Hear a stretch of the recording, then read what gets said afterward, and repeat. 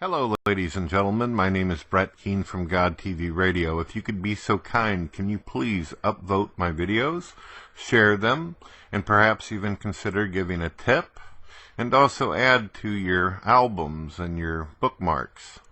And I hope that you have a wonderful day. God bless.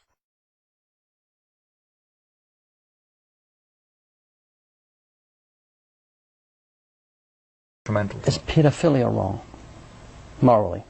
It serves no benefit for the society. Yes, it does. No, it makes a lot of people happy, and it could have monetary gain for a lot of people. This is the core point. With all these decision-making things, you have what is good for the individual, what's good for you, and what's good for the society. Yeah, and with civilizations such as ours, the benefits that I gain from the civilization are beyond comprehension, and that the knowledge that I have been given from civilization, to reacquire that knowledge, is the value of that knowledge is greater than anything I could possibly achieve in my lifetime. There is 300 years since the Enlightenment where we have gained knowledge, right? And thousands of people have worked on this.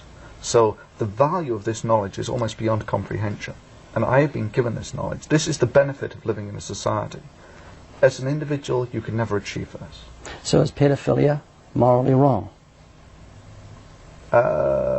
It serves no benefit for the society. I mean, I've got to disagree with you there. What other definition is there of morality? Well, you haven't got one. You don't have an absolute morality. I do. The Ten Commandments tell us absolute right, absolute wrong. They're eternal, written in stone. We're going to be judged by them.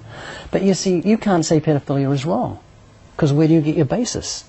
Is it a society that says it's wrong? What's this society says it's right? Hello, ladies and gentlemen. My name is Brett Keane. I hope you're all having a wonderful day. What you're seeing right now on the left side with the red t-shirt is Phil Mason, also known as one of the most popular atheist YouTubers that there is, referred to as AKA Thunderf00t. Thunderf00t is a food scientist. He's gotten himself in a lot of trouble because although he knows a little bit of science in his field, when it comes to philosophy, like most big atheists, they end up getting crushed. The guy on the right with the blue shirt is Ray Comfort. And Ray Comfort has destroyed many, many atheists. It's one of the reasons why if you type in his name on YouTube, you're going to see tons of videos where they make fun of the way he looks.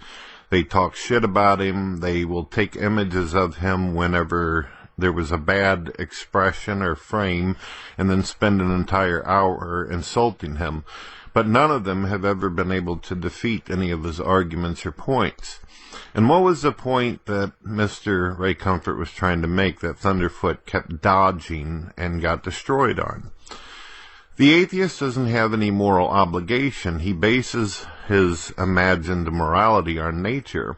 Well, nature states by virtue that it's okay to rape and kill. If a dog decides that it wants to hop on a smaller puppy and begin fucking the hell out of it, for that dog, of course, that would be considered beneficial because the bigger dog is stimulating itself by using the smaller one. According to atheists, all humans are actually animals. We don't have any intrinsic meaning or purpose. We're nothing but buckets of chemicals that are walking around. If you want to put an atheist in hot water very quickly in a philosophical discussion, ask them why killing is wrong. Ask them why rape is wrong. Ask them why slavery is wrong.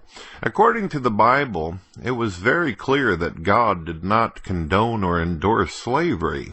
Take a look at one of the most epic stories in the Bible, such as the story of Moses in the book of Exodus. God told Moses to go in and free over 400,000 slaves. And the people, the slave owners, the Egyptians who chased them, ended up getting annihilated. In the Bible, Jesus teaches that we are to love our enemy. We are to love each other as we love ourselves. And if we love each other, then we're going to treat each other the way we want to be treated, right? We're going to treat each other equally. So, therefore, it's pretty clear. Does the Old Testament show that there was murder and killing and destruction and death and wars? Yes. Unfortunately, in our society, in our reality, there comes a point where God draws the line and says things have to be done. In the Bible, many tribes were wasted and destroyed because they had pedophiles, they had rapists, they had murderers and killers. And sometimes the tribes of Judah had to go in, wipe these people out.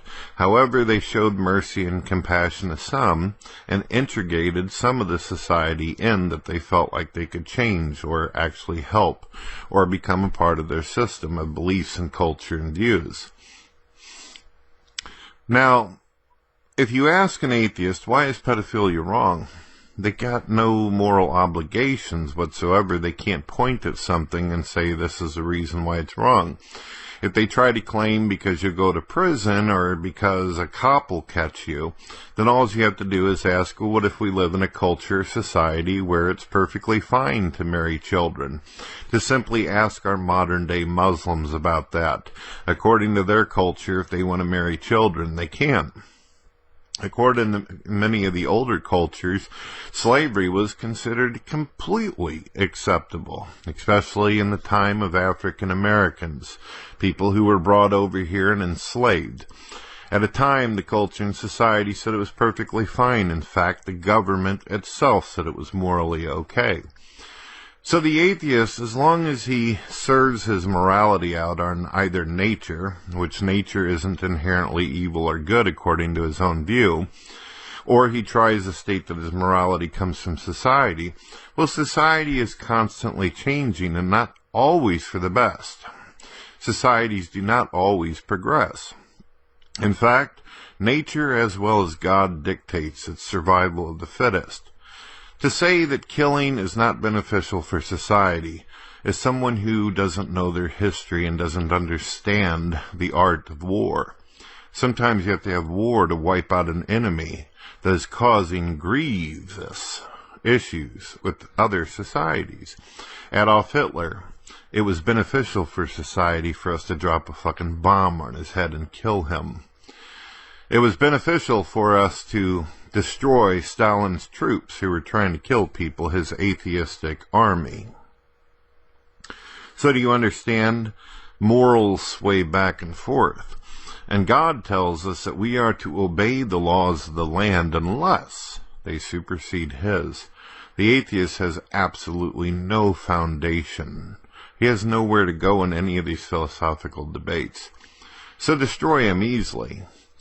They will dodge, they will run, and they will also try to throw it back in your face. So why is it this and why is it that? Because you believe in God. It's pretty damn simple. All one has to do is actually educate themselves with the Bible and the history to get an understanding on why it is most cultures and societies today are ran by Christians. Why? Because the power and authority of God has been given to them. And the only reason why an atheist knows anything about right and wrong is most likely because he lives in a culture that was founded and created, invented by Christians. God bless, ladies and gentlemen. Have a wonderful day. Don't forget to check out the links in my description.